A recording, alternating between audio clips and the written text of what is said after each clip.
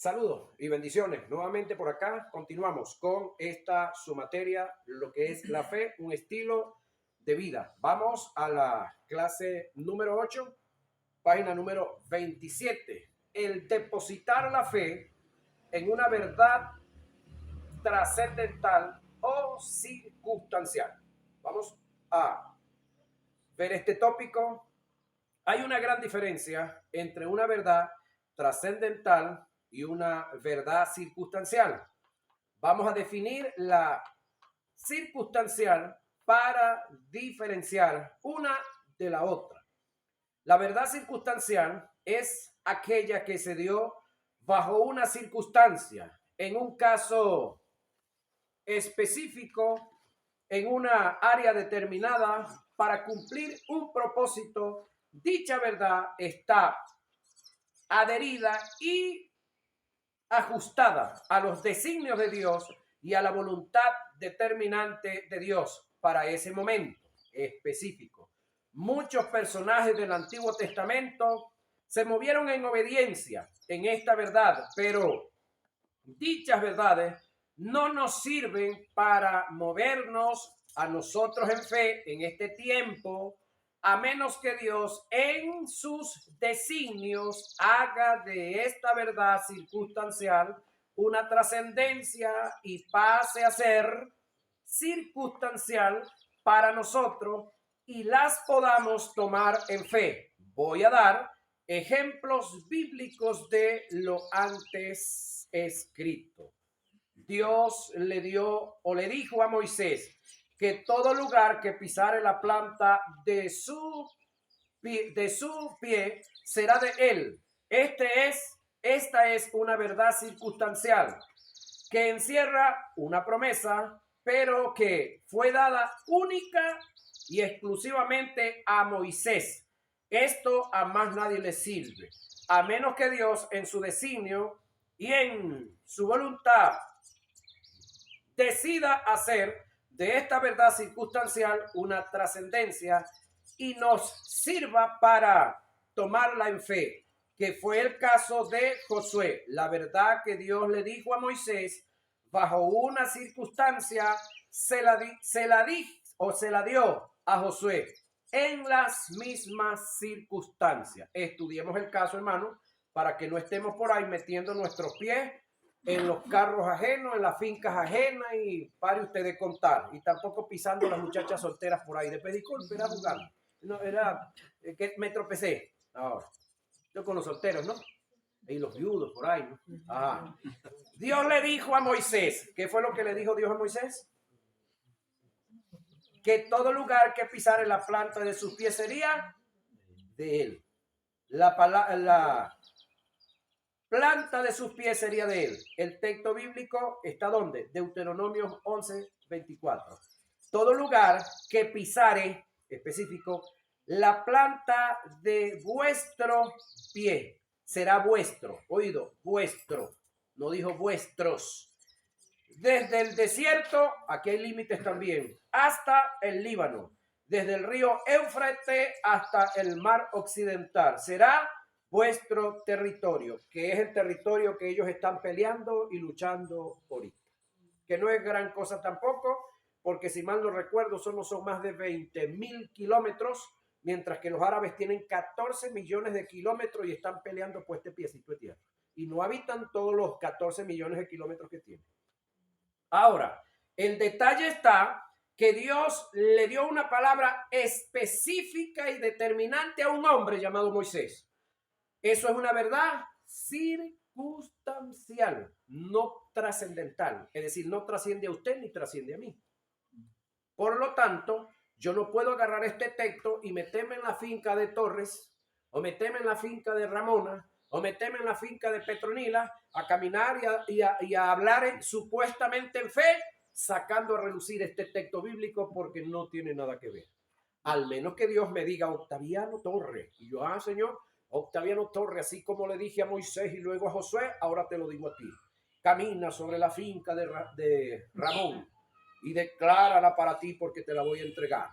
Eso es una verdad circunstancial que Dios la hizo trascendental en mí, pero eso no le sirve a más nadie. Sigue siendo circunstancial. Ahora, este fue el caso de Moisés. Esta verdad que se dio en Moisés también se dio en Josué. Lo circunstancial pasó a ser trascendental para Josué, pero siguió siendo circunstancial en él. De Josué en adelante no caminó más esto.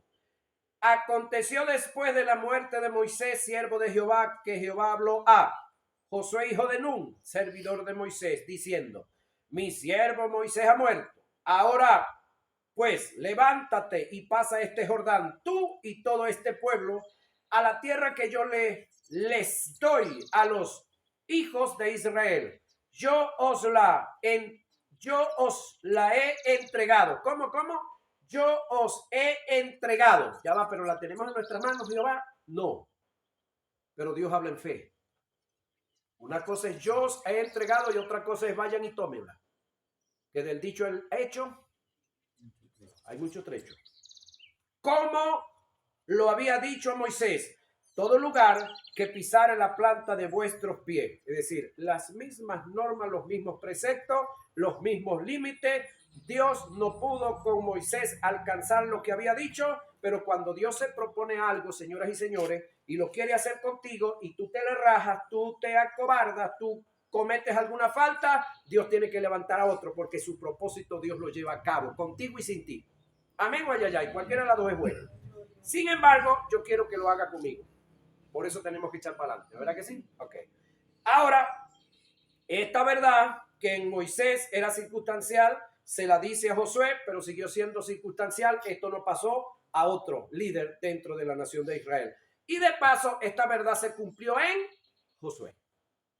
Amén. Eso es lo que es una verdad circunstancial. Entonces yo no puedo estarle aplicando fe a verdades circunstanciales para apropiarme en fe y lograr objetivos como tal. No. Otro de estos ejemplos está registrado en el libro de Hechos. Se trata el caso del carcelero de Filipo, el cual el apóstol Pablo le dio una promesa que se cumplió ese mismo día. Pasemos a describir el pasaje y vamos a dejar de orar como estábamos orando por nuestra familia. Escuchen lo que viene ahora. Él entonces pidiendo luz, ¿quién? El carcelero. Luego que hubo el terremoto, el carcelero se tira a quitarse la vida y Pablo le pega un grito de adentro, ¿sí? Y le dice: no te hagas daño, todos estamos aquí. Cuando ese hombre escucha esa expresión, dice: wow, este es el que está liderando toda la cárcel. Tuviéramos en Venezuela, ese es el PRAN. Este es el que domina toda la cárcel. ¿Con quién tenía que negociar? Con él. El detalle está que para ese entonces, cuando a un líder carcelario se le iban un lote de presos, él lo pagaba con su vida. No solamente él, la esposa y los hijos también. Entonces, este hombre quiere atentar contra su vida porque matándose él, estaba salvándole el pellejo a la esposa y a los hijos. Porque ¿qué iban a decir los demás?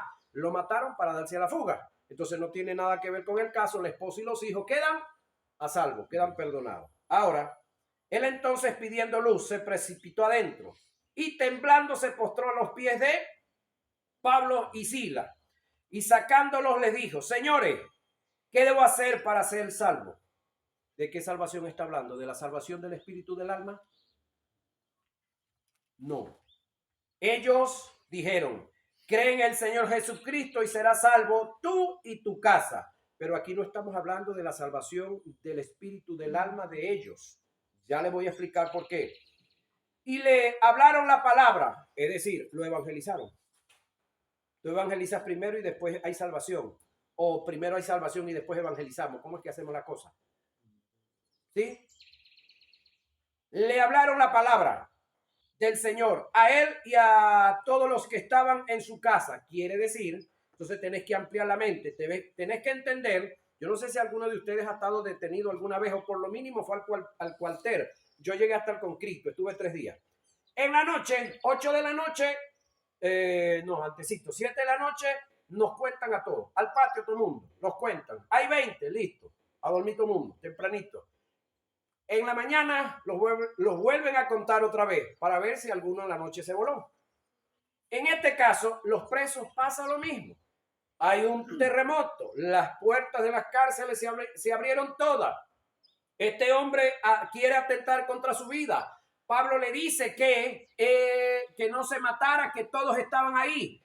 Este hombre entonces se presenta ante ellos. Había un conteo que se había hecho antes de acostarse todo el mundo, antes de encerrarse todo el mundo. Esta gente tiene que sacarlos todos al patio, llaman los otros guardias que estaban ahí custodiando y vamos a buscar la lista de ayer y vamos a contarlos. ¿Están todos completos? Wow, el hombre está diciendo la verdad, tiene el dominio todo. Luego de que pasa esto, entonces le entrega el mando a los otros. No sé qué pasó, cómo repararon los candados, cómo hicieron el asunto, pero Pablo y Sila le predicaron a los de la casa de este hombre. ¿Qué tiempo lleva de sacarlos al patio, de contar, de que él entregara la guardia a otro y luego trasladarse a la casa? Por lo mínimo unas 3 horas. Y le estoy poniendo muy poquito tiempo. Ahora, luego que se van a la casa, allá es donde los evangelizan a todos. Y mira lo que pasó. A todos los que estaban en su casa. Y él, tomándolos en aquella misma hora de la noche, les lavó las heridas. La pela que les habían dado a Pablo y a Sila era grande yo. Y enseguida se bautizó él con todos los suyos y llevándolos a su casa, aquí está redundando, le puso la mesa y se regocijaron con todos en su casa de haber creído a Dios. Es decir, cuando Pablo le dice, ¿eso está dónde? Hechos 16, 29 y 34. Cuando Pablo le dice, cree en el Señor Jesucristo y serás salvo, tú y tu casa, no tiene nada que ver con la salvación del espíritu del alma. Tiene que ver con la salvación que se daba en ellos de que él no muriera y tampoco los de su casa. Pero cuando una vez que lleguen a su casa, horas después, viene Pablo, los evangeliza, les habla la palabra y ellos aceptan el mensaje, reciben a Cristo, inmediatamente son bautizados. ¿Por qué inmediatamente son bautizados? ¿Por qué nosotros a esta altura de la vida esperamos 3 meses, 6 meses, 1 año y a veces hasta más tiempo para bautizar a alguien? ¿Por qué aquí los bautizaban así, de una vez? ¿Usted no se ha preguntado eso? ¿Era que ellos eran tan buenos, tan chéveres, tan calidad? No, usted tiene que entender algo. Y esto amplío para que le evitemos problemas al pastor. En el Medio Oriente, todo niño judío a la edad de 6 años se sentaba a estudiar la ley, los salmos y los profetas con papá y mamá. Cuando el niño cumplía 13 años, se hacía una fiesta que se llama el Bar Mitzvah. Es decir, eran como destetados de papá. Y ya el niño de ahí en adelante, él se hacía responsable de su fe, de su vida espiritual. Eso se daba en Israel y en algunos pueblos vecinos también. Quiere decir que todos los de Israel y gran parte de su entorno conocían muy bien el Antiguo Testamento en todas sus facetas, en todas sus áreas. Cuando ellos reconocían a Jesús y aceptaban a Jesús, no habían más escritos que enseñarles, señoras y señores. Entonces podían ser bautizados de una vez. Pero pregunto yo ahorita, papá y mamá que se conviertan ahorita, una familia se convirtieron, ya va, ¿qué libros estudiaban allá? ¿Saque cuenta? ¿Qué libros estudiaban en esa casa si ellos vivían, si estaban practicando la magia? Los libros de la magia. Si no eran practicantes de la magia, de diferentes tipos de cultura. Todo tipo de libros, incluso hasta libros y revistas eróticas. Lo menos que se estudia comúnmente en todas las casas es la Biblia. Entonces, ahorita si hay que sentarlos, pastor, a esta parte del mundo, si hay que sentarlos a enseñarles, por lo mínimo, dijera el llanero, aunque sea unos 3 meses. Y también ver el testimonio, porque el otro detalle es que allá en el Medio Oriente, cuando la gente daba el paso y aceptaba a Jesús, ellos no tenían marcha atrás, porque creían de verdad. Porque otra de las cosas, todo el que creía en Jesús allá en aquel lugar era expulsado de su familia, eran desheredados en su mayoría. Y si eran judíos, mucho más rápido, porque traicionaban a Moisés y a la ley. ¿Sabía esa otra? Entonces, era un riesgo total en cuanto a aceptar a Jesús y no era fácil que lo aceptara. Resulta que esta palabra, cree en el Señor Jesucristo y serás salvo tú y tu casa, se la dijeron a un hombre. Y eso no tiene nada que ver con usted y con yo. Lo digo porque gran parte de nuestros hermanos nos conseguimos y le preguntamos, hermano, ¿y cómo está usted? ¿Cómo está la vida? ¿Cómo está la familia? Muy bien. Hermano, ¿ya su gente aceptó a Jesús? No, ellos están en la promesa. ¿Cuál promesa? Hechos 16:31. No, esa no es para usted. Eso es circunstancial. Esa fue para el carcelero Filipo. Usted está perdiendo su tiempo si está orando por su familia en ese texto. Está usando un texto que no tiene nada que ver con su familia. Porque es una verdad circunstancial. No es trascendental. Entonces, pastor, yo no debo orar por mi familia. Claro que sí. Y más que orar, vivir el evangelio en tu familia. Porque esa es la predicación mejor que podemos hacer. Porque muchos oran, ayunan y vigilan por la familia, pero le dan muy mal testimonio a la familia. Claro, eso no pasa aquí. Eso es después del acto, más allá por ahí. Ajá. Entonces, entendamos que sí debemos de orar por la familia, pero no es este el texto, porque esto es una verdad circunstancial. Y yo no debo estar depositando mi fe en verdades circunstanciales. Las debo depositar en verdades absolutas que trascienden. Esta promesa que se dio en el carcelero por igual está limitada a una verdad circunstancial. Sin embargo, si Dios en determinado momento te dice, Torres, así como le dije al carcelero de Filipo, ahora te lo digo a ti. Una verdad circunstancial la está haciendo absoluta, pero sigue siendo circunstancial para el resto del mundo. Tú no ahora tienes que venir y aplicar esto aquí en la iglesia como doctrina, porque Dios te la dio fue a ti, no para más nadie. ¿Sí me entienden esa hora?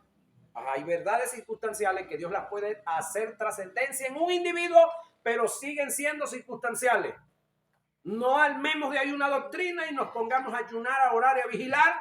Todo lo que le dije bueno, no me malinterprete, usando o basados en una verdad circunstancial, porque no va a resultar. A Dios no le va a meter el brazo aquí atrás, a meterle una doble Nelson y que Dios haga lo que tú quieres hacer. No, ese no es Dios.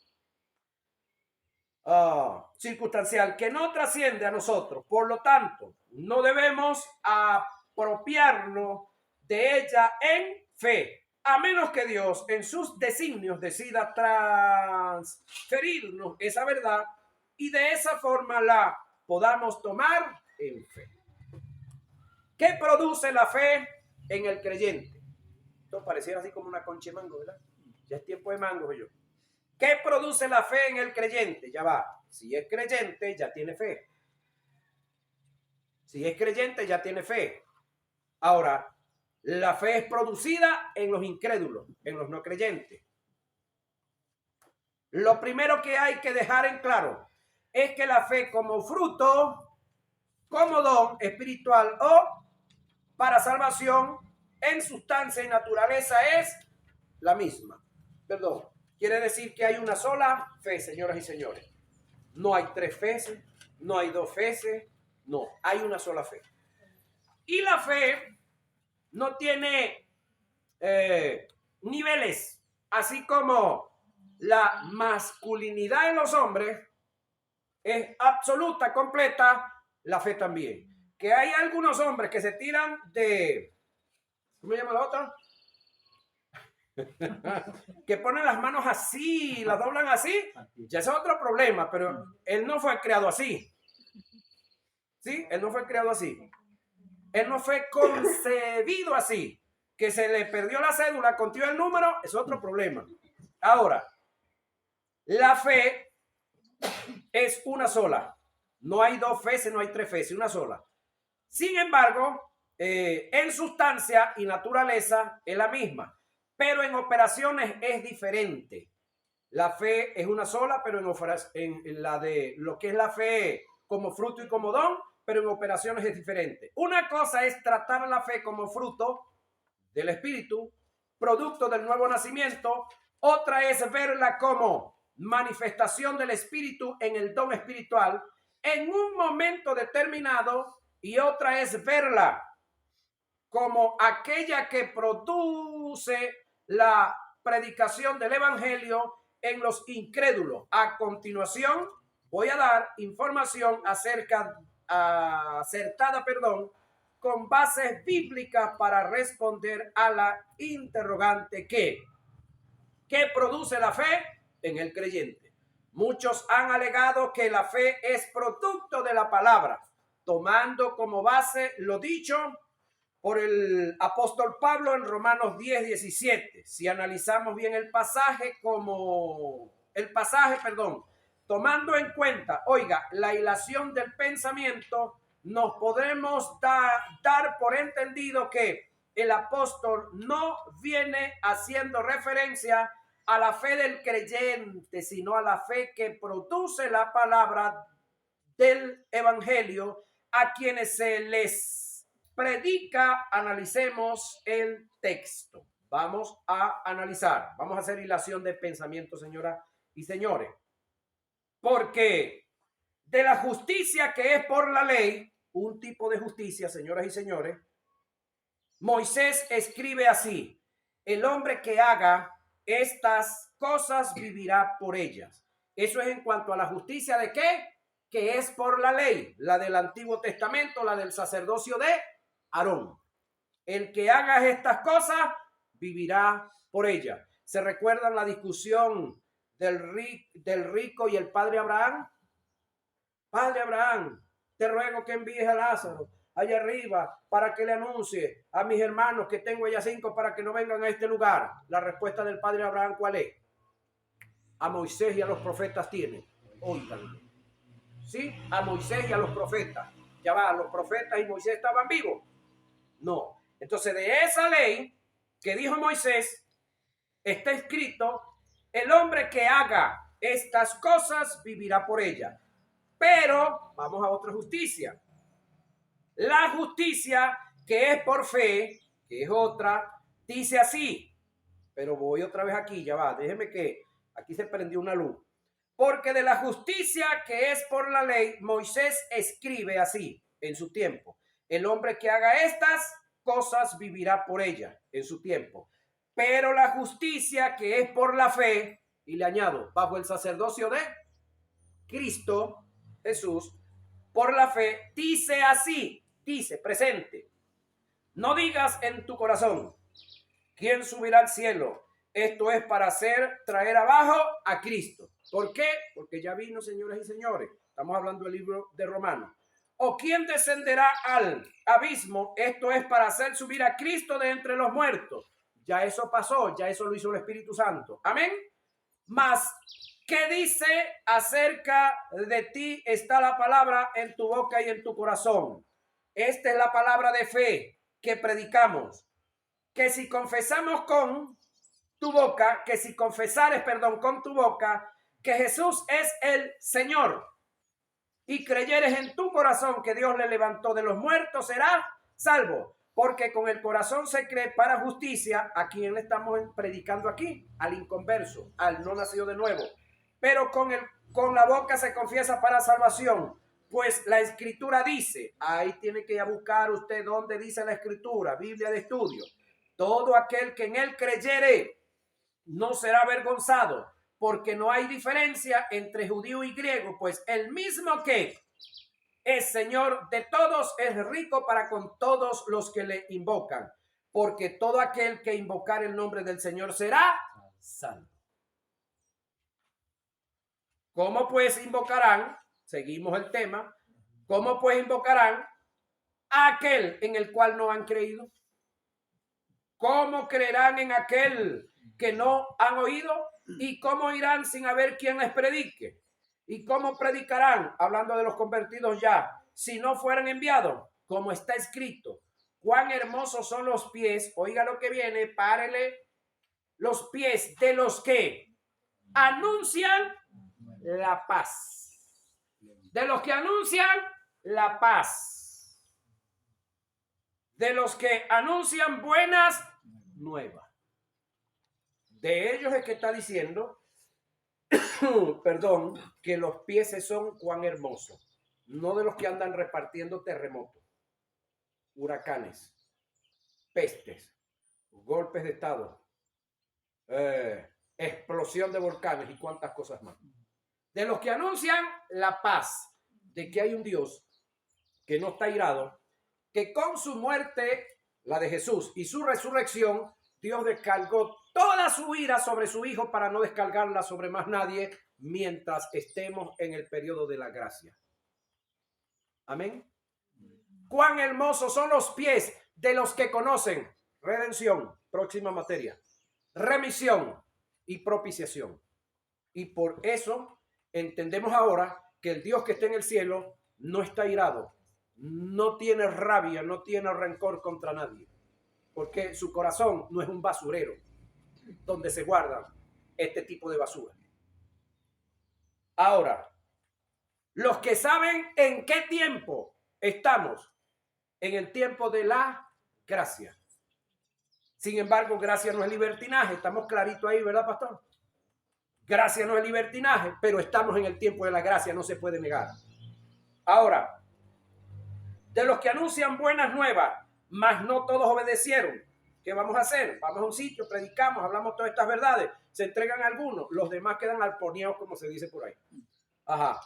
Mas no todos obedecieron al evangelio. Pues Isaías dice, Señor, ¿quién ha creído a nuestro anuncio? Así que la fe, oído, es por el oír, y el oír por la palabra de Dios. Pero, ¿el oír qué? ¿Cuál palabra? La que trae paz y buenas nuevas. No la de terrorismo, no la de amenaza, no la de mentira y engaño. No, la que habla de que Jesús con su muerte y resurrección calmó la ira de un Dios airado por una dispensación, no por un año como lo hacía el sacrificio del Cordero con el sumo sacerdote en el tiempo del sacerdocio de Aarón, que tenía que año tras año, el hombre entrar al lugar santísimo, pero en este sacrificio, el lugar santísimo, el velo que estaba se rasgó de arriba abajo, queriendo decir que el de arriba se reconcilió con los de abajo. ¿A qué se fueron? Queriendo decir que el cielo está abierto, que no hay cielos de bronce, no hay cielos de hierro cerrado, que con la venida de Jesús Dios se reconcilió con la humanidad. Parte de la humanidad es la que todavía no se ha reconciliado con Dios, pero ya nosotros nos hemos reconciliado. Amén. Y el que no se ha reconciliado me avisa, le hacemos la oración de fe ahorita al terminar. Amén. Amén. Ok, pero si ya estamos reconciliados, ese es el mensaje que tenemos que llevar. Dios se reconcilió con nosotros, la raza humana, hace 2024 años. Y nosotros, bueno, apenas hace unos días por ahí algunos, ¿verdad? Bueno, yo apenas tengo creo que 38 añitos, no es mucho, pero ahí vamos. Ahora, en Romanos 10:17 se está tratando la fe que produce el mensaje del evangelio a los incrédulos para que se conviertan a Jesucristo y pueda así aceptar el don de la salvación. En cuanto al creyente, la fe es algo natural, oído, en Dios, y viene a ser depositada en él, en el creyente, a través del nuevo nacimiento por el Espíritu. Es decir, la fe es un fruto del Espíritu que viene a depositarse en el creyente como producto del nuevo nacimiento. Así lo describe el apóstol Pablo en Gálatas, como dice, mas el fruto del Espíritu es amor, amén, gozo, paz, paciencia, benignidad, bondad, fe, que es el tema que estamos hablando, mansedumbre, templanza. Gálatas 5:22 y 23. Por lo tanto, nosotros la iglesia, todos los que somos iglesia tenemos fe. Y si todos los que somos iglesia tenemos fe, también tenemos amor ágape. Por lo tanto, hay algunos de entre nosotros que se van molestos de la iglesia en algunos momentos y dicen, hermano, me voy de la iglesia. Hermano, ¿y por qué se va? Porque ahí no hay fe. Perdón, porque ahí no hay amor. Me voy de esa iglesia porque ahí no hay amor. Claro, porque él andaba buscando era abrazos y abrazos. Y como no le dieron los abrazos, o a la que él quería que le diera los abrazos, no le quiso dar los abrazos, entonces se van molestos porque ahí no hay que hay amor. Ya va. Decir que en una iglesia no hay amor es decir que no es iglesia, es decir que ahí no hay fe, es decir que Dios no está ahí. ¿Están aquí o se fueron? Entonces hay que tener cuidado con esos hermanitos por ahí. Ellos lo que están es carentes de afecto, almáticos. Y entonces quieren que los estén abrazando cada rato. Es bueno. Se dice por ahí en cuanto a la psicología que uno debe de recibir mínimo diario 8 abrazos. Así que no sé cuántos le faltan a usted. 8 abrazos. Pero tampoco el día que no le den ni uno, bueno, abrácese usted mismo, pues. ¿Sí? Y si no, el mensajito. Un abrazo a una distancia. Los que están por allá en otros países nos mandan eso, ¿no? Malvados. Según Romanos 12:3, cada creyente ha recibido de Dios una medida de fe. El término griego que se utilizó para hacer referencia a la medida de fe es metropisteo, que define el poder o la sustancia que viene de Dios para hacer logros y producir milagros. Es decir, todos nosotros hemos recibido una medida de fe para Dios lograr a través de nosotros logros y para hacer milagros a través de todos nosotros. Porque no somos nosotros los que vamos a hacer los milagros. El que siempre ha hecho los milagros es uno solo y se llama Espíritu Santo. Es más, yo le voy a demostrar por la Biblia que Jesucristo no hizo ni un milagro. Ni uno.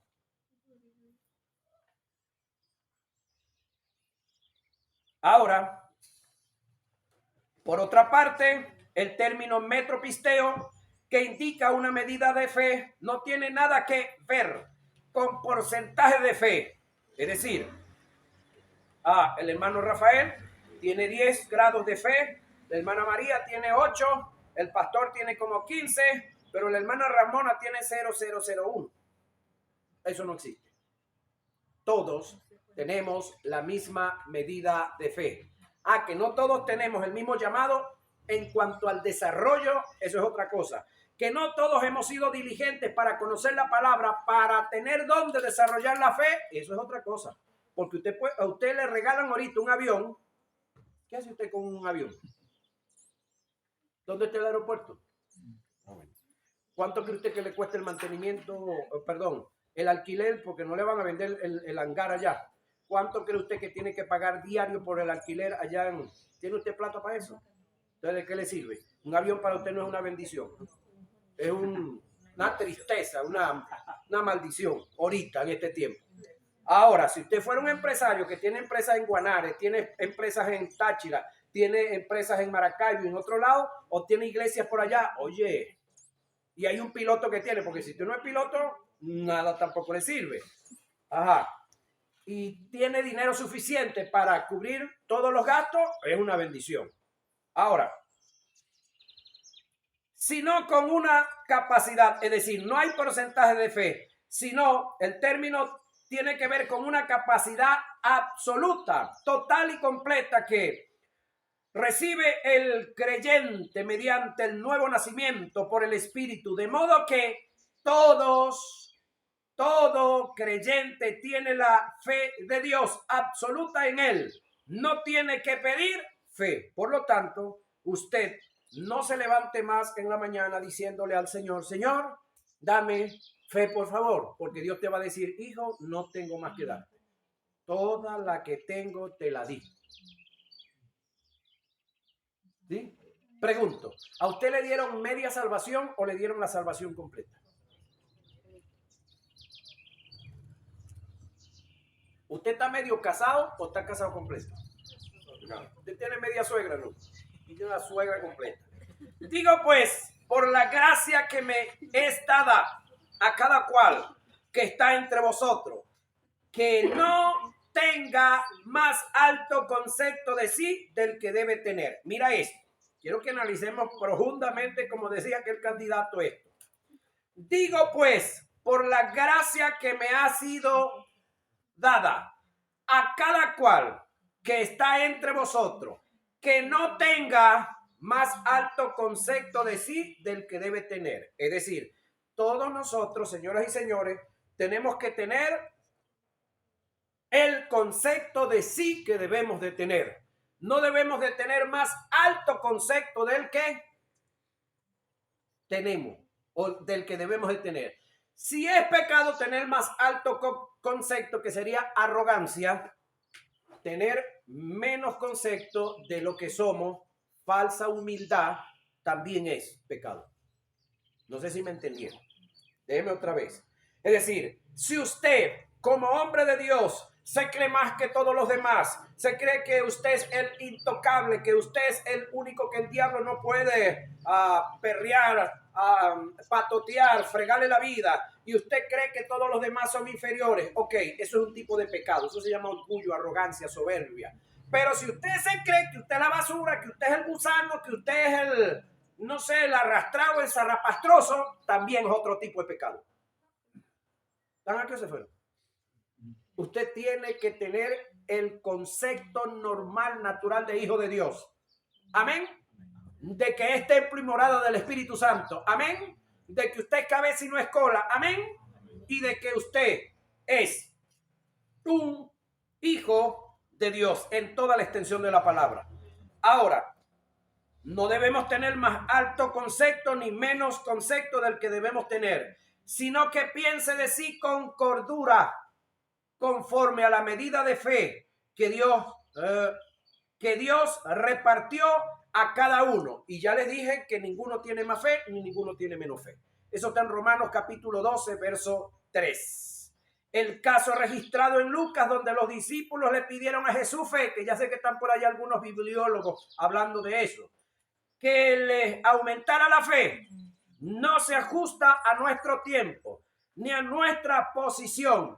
Ellos no habían nacido de nuevo, y si no habían nacido de nuevo no tenían fe. Ahora pregunto yo, ¿cómo le aumentas tú a alguien algo que no tiene? ¿Puedes aumentarle algo a alguien que él no tiene nada? Bueno, hasta lo que ellos pidieron, no sabían que estaban pidiendo. ¿Sí? Ellos no habían nacido de nuevo. La fe es parte de la vida de Dios. Sí, ellos estaban bajo el sacerdocio de... ¿Cuál sacerdocio? ¿Bajo qué sacerdocio se movió Jesús? ¿Sacerdocio de Aarón? ¿Sacerdocio de Melquisedec? ¿O el sacerdocio propio de Cristo ya? ¿Bajo qué sacerdocio se movió Cristo? Díganme rápido. Digan, no sé. Bajo el sacerdocio de Aarón nació y vivió. Y él vivió toda la ley. Él estaba sometido al sacerdocio de Aarón. El sacerdocio de Aarón lo asesinó a él, acabó con él, pero él acabó con el sacerdocio de Aarón. Porque luego él se levanta como el gran sumo sacerdote. Sin embargo, no lo acabó por completo. El sacerdocio de Aarón está congelado. Se va a levantar nuevamente. Entonces, en este caso, entienda que los discípulos no habían nacido de nuevo, Jesús no había muerto, no había resucitado para transferir la vida. Ellos solamente se movían en obediencia y caminaban bajo el sacerdocio de Aarón. No tenían fe, pero le estaban pidiendo que les multiplicara la fe. No tenían que esperar su momento para que pudieran tener fe. Dijeron los apóstoles al Señor, aumentanos la fe. Lucas 17:5. ¿Qué papel juega la palabra en el creyente en relación a la fe? Es el tópico que vamos a desarrollar a continuación. ¿Qué papel juega la palabra en el creyente en relación a la fe? La palabra viene siendo el fundamento, la plataforma y el complemento de la fe. Esto indica que mientras más conozca las promesas, bendiciones, legado o herencia que están registradas en la palabra, más terreno tengo donde caminar y depositar mi fe. Por lo tanto, puedo tener toda la fe del mundo, pero si no conozco la palabra y lo que ella encierra como fundamento de la fe, de nada me sirve tener fe. Entonces, ¿de qué le sirve tenerla y no necesitarla? Y necesitarla y no tenerla. ¿Te recuerdas, no, de aquel hombre? Ok. Entonces, la fe tiene un complemento que es la palabra. Por esta causa, alegamos que la fe no viene por la palabra. La fe se desarrolla y se manifiesta por la palabra. Esto es en el creyente. Ahora en el inconverso sí viene la fe por la palabra, en el inconverso. Pero en el creyente la fe se desarrolla por la palabra. El apóstol Pablo dijo, pero teniendo el mismo espíritu de fe, conforme a lo que está escrito, ¿sí? Creí. Segunda a Corintios 4:13. Debemos dejar en claro que la gente del Antiguo Testamento sí necesitaban una palabra para caminar en obediencia. Ellos sí le producía fe la palabra, pero el don nada más, don de fe. No habían nacido de nuevo. Ellos debían escuchar una palabra y en obediencia a ella tenían sus acciones de fe. Sin embargo, ellos no fueron portadores de la fe. En ellos la fe se movió por el don de fe, que es solamente para ser usado para el momento. Vino el don de fe, Abraham tuvo el muchacho, pero ya se le fue. Por eso cuando llegó a Egipto, llegó mintiendo. Y otros más, y cometiendo diferentes errores por ahí. Ahora, la fe no la producen las pruebas, que es otro detalle que algunos piensan y creen que la fe es producto de las pruebas por las que estamos pasando. No, según el apóstol Santiago, la prueba no produce fe, ella viene con el fin de derrumbar la fe que has depositado en la palabra. Lo que sí produce la prueba es paciencia. Entonces, cada vez que usted le ora al Señor y le dice, Señor, dame paciencia, ¿qué le estás pidiendo, hombre? Entonces, deje de orar así. Deje de orar así. No le diga, Señor, dame paciencia con este muchacho que me tiene verde. Dame paciencia con este marido que no se acomoda. O dame paciencia con este pastor que cada vez que predica me la dedicas a yo. Así que se la van a seguir dedicando, compañeros. Y no había otro, me miraba a mí, casi me señalaba. Cada vez que tú determines creerle a Dios, vas a tener oposición de parte de las tinieblas. Dicho ataque viene con el fin de detenerte en la fe que has depositado en la palabra y que de este modo no recibas la bendición o no se alcance el objetivo. Por esta causa es necesario la paciencia para mantenerse o para mantenernos en fe y alcanzar el objetivo de la fe. Sin embargo, pastor, se cuenta de un hombre que llegó un día como muy desesperado y le dice al pastor, buscando un consejo, le dice, pastor, yo necesito por favor que usted me aconseje. Pastor, mire, estoy pasando por muchos problemas, tengo líos por todos lados, pastor. Y el pastor le dice, ajá, cuéntame, ¿decidiste ponerte al día con tus diezmos? ¿Fue? No, pastor, no. ¿Estás saliendo a predicar? ¿Estás yendo a evangelizar por el barrio, por la comunidad? No, pastor. ¿Determinaste irte a aconsejar a los matrimonios que te enteras por ahí que tienen problemas, tienen dificultad? No, tampoco, pastor. Es que andas evangelizando en el hospital, estás llevando comida de vez en cuando y estás ayudando a la gente por ahí. No, pastor, ya va. ¿Tú crees que el diablo se va a preocupar como un vago como tú que no estás haciendo nada? El diablo ataca a los que están haciendo.